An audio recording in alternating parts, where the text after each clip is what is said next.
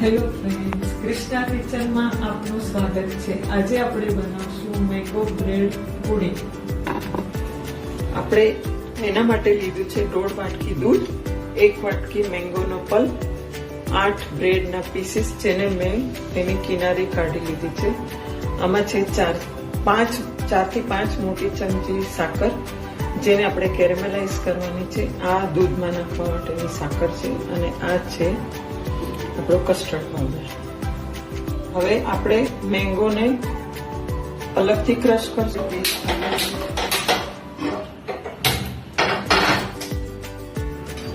સાકરને caramelise કરશું।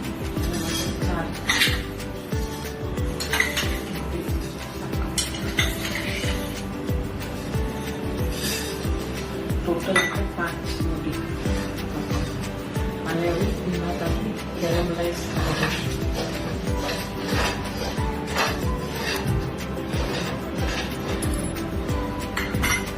જોઈ શકો છો કે હવે આપણી ખાંડ ઓગળી અને થોડી કેરેમલાઇઝ થઈ ગઈ છે અને પૂરો બ્રાઉન કલર આવી જાય ત્યાં સુધી આપણે કેરેમલાઇઝ કરવાની છે। આપણી ખાંડ કેરેમલાઇઝ થઈ ગઈ છે। આપણે હવે એને જેમાં આપણે આને સેટ કરવાનું છે એમાં આપણે આને કાઢી લઈશું। જેમાં તમે એને બોઇલ, આને મેં કુકરના ડબ્બામાં કાઢ્યું છે કેમ કે આને આપણે ફરીથી બધું મિશ્રણમાં મિક્સ કરી અને પછી એને બોઇલ કરવાનું છે, એટલે એવા વાસણમાં રાખવાનું જેને આપણે સારી રીતે બોઇલ કરવા મૂકી શકીએ। દૂધ લીધું છે, 1 વાટકી દૂધ લીધું છે, એને આમાં સારી રીતે ગરમ કરવા મૂકશું।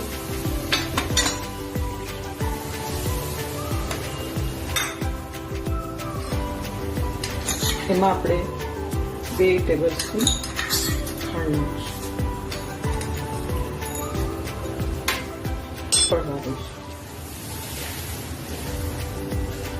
આપણું દૂધ ઉકળવા માંડ્યું છે તો આપણે એમાં 2 ટેબલ સ્પૂન કસ્ટર્ડ પાવડર નાખીશું। નાખીને આપણે એને હલાવીશું જેથી એના ગાંઠ નહીં।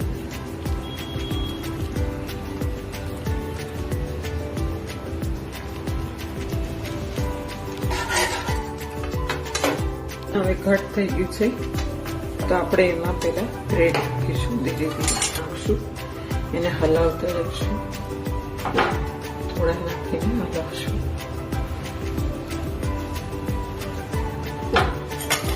હવે આપણે બધા નાખી દઈશું।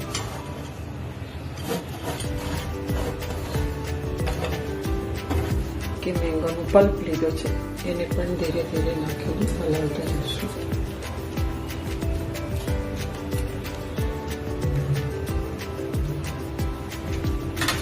હવે આને એકદમ સારી રીતે ઘટ થાય ત્યાં સુધી હલાવવાનું છે। ગેસ થોડો ખાસ કરીશું। એકદમ સરસ કલર આવી ગયો છે।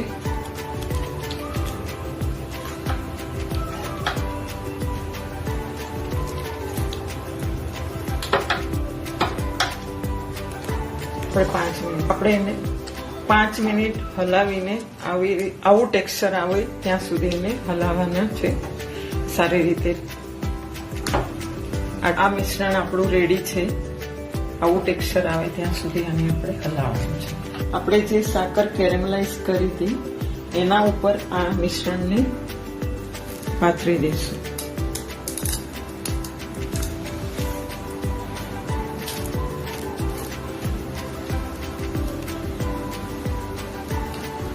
આપણે એક કઢાઈમાં પાણી ઉકાળવા મૂક્યું છે, એના ઉપર આને બોઇલ કરવા માટે મૂકી દઈશું અને 20 મિનિટ આને થવા દેવાનું છે। 20 મિનિટ થવા દેવાનું છે। તૈયાર છે આપણું આ મેંગો બ્રેડ કેરેમલ પુડિંગ। આપણે હવે એને ઠંડુ થવા દઈશું। અડધા કલાક પછી આપણે 2 કલાક માટે એને ફ્રીજમાં મૂકવાનું છે। આ 2 કલાક ફ્રીજમાં મૂકી દીધું હતું। હવે આને અપસાઇડ ડાઉન કાઢશું આપણે, એટલે આપણું તૈયાર થશે કેરેમલ બ્રેડ પુડિંગ।